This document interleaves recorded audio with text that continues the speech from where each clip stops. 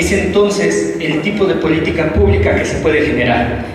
En este sentido, yo voy a hablarles precisamente de algunos autores que han estado olvidados en el ámbito económico, pero que a mi parecer explican de manera mucho más precisa y puntual el capitalismo al cual estamos viviendo hoy en día.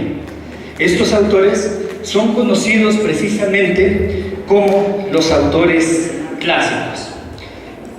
Y los autores clásicos tienen una concepción de mercado muy distinta a la economía que domina, la famosa economía de mercado, ¿no? Para ellos, su teoría es una teoría de precios de producción. ¿Qué quiere decir esto? Que el elemento más importante en el sistema económico capitalista viene determinado por el proceso de producción. Y no solo eso, la idea de los economistas clásicos que surge desde Smith, desde Ricardo, e incluye un poco a Marx, no se queda en los precios de producción, sino va más allá en la reproducción. Dice, en el sistema económico capitalista lo que importa es producir mercancías, ¿sale? ¿Para qué? Para obtener ganancia. Pero ese proceso de producción no termina ahí, sino lleva implícito un proceso de reproducción. Produzco mercancías, reproduzco esas mercancías para obtener mayor ganancia, ¿sí? Este proceso surge precisamente en 1776 con las ideas de Adam Smith en su libro titulado La naturaleza y causa de la riqueza de las naciones, ¿no? En donde Smith se plantea una pregunta muy simple. ¿Qué es lo que hace en una sociedad, ¿sí?, capitalista que crezca, que sea rica? Dice, bueno, lo que hace que los países sean ricos es la producción. Estos avances, esa idea de Smith, planteada en Smith a partir de 1776, tiene mayores avances en Ricardo, cuando escribe su libro Principios de Economía Política. En este libro se da un reconocimiento que cambia el panorama de cómo se observa el capitalismo, y es el reconocimiento a la teoría del valor trabajo. Smith ya lo había planteado y había dicho que el trabajo era precisamente el que generaba el valor de las cosas. ¿Por qué hablar de una teoría del valor? Porque en economía lo que se trata de explicar precisamente es cómo se logra ese funcionamiento de la sociedad.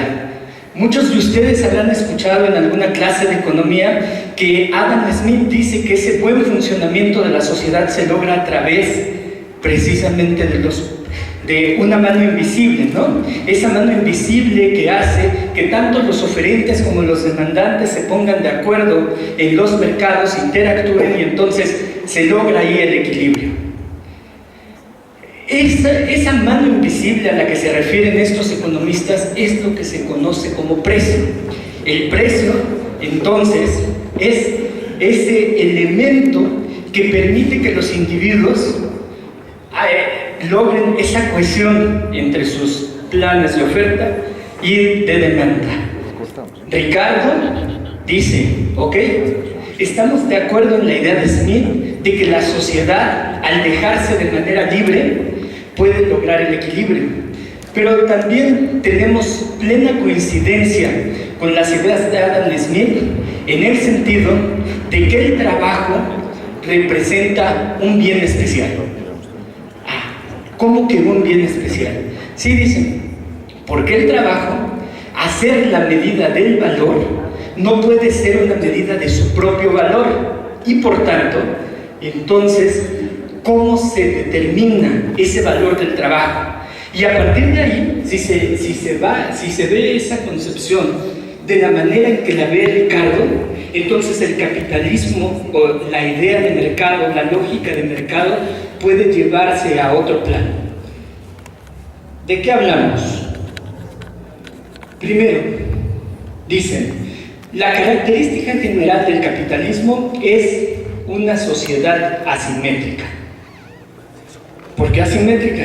Dice, porque no todos, no todas las personas, aunque todas las personas llegan a realizar interacciones, tienen el mismo poder de decisión. Es decir, existen acciones preferentes a cada una de estas clases. ¿Cuáles acciones? Dice, hay 3 clases bien determinadas en la economía que les toca vivir a ellos: los capitalistas, los trabajadores y los rentistas, ¿salen? O los dueños de la tierra, en este caso. Los individuos entonces determinan sus ingresos sobre la base de un principio propio que difiere del que rige para los ingresos de los miembros de los otros grupos. ¿Qué estamos diciendo? Dice Smith en La naturaleza y causa de la riqueza de las naciones. Dice, se puede determinar, 2 individuos pueden ponerse de acuerdo en el precio, por ejemplo, de un micrófono. Pueden negociar, pueden decir y estar de acuerdo en el precio que le van a dar al micrófono. Pero cuando un individuo solo tiene su trabajo para negociar, entonces ahí se presenta un proceso de asimetría. ¿Por qué? Porque habrá, por ejemplo, trabajadores que digan, bueno, yo a ese salario no trabajo, ¿no? O sea, si alguien de ustedes viene hoy y me dice, oye, yo quiero trabajar contigo, claro que sí, te pago, no sé, 20 bolivianos a la semana. ¿Qué dirían? Pues no, ¿no? Muchos dirían no. Otros a lo mejor y lo pensarían, a lo mejor se irían y no totalmente convencidos. ¿Por qué? Dicen, porque cuando lo único que tienen es su fuerza de trabajo, el capitalista va a poder aguantar 1 mes, 2 meses, 1 año, mientras el trabajador solamente podrá aguantar ¿cuánto?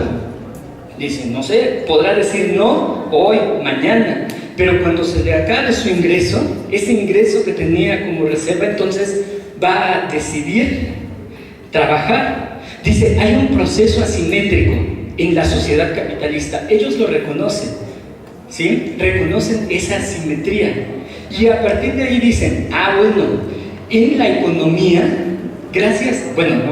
debido a esa asimetría, existen 3 tipos de variables que fundamentan o explican el comportamiento de la economía.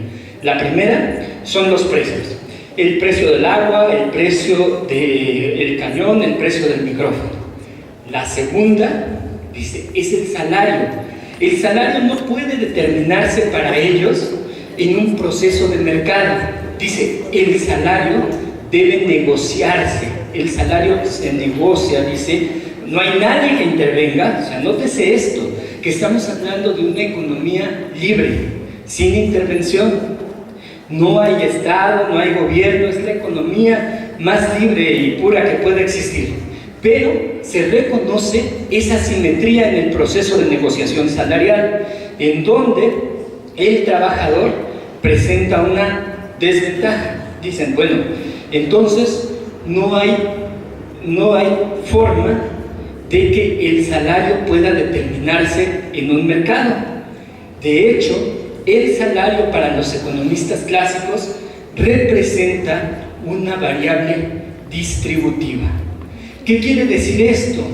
Que el salario, al ser la retribución del trabajo, permite que los individuos se hagan parte del producto social, ¿sí? O sea, se incluyen en un sistema económico.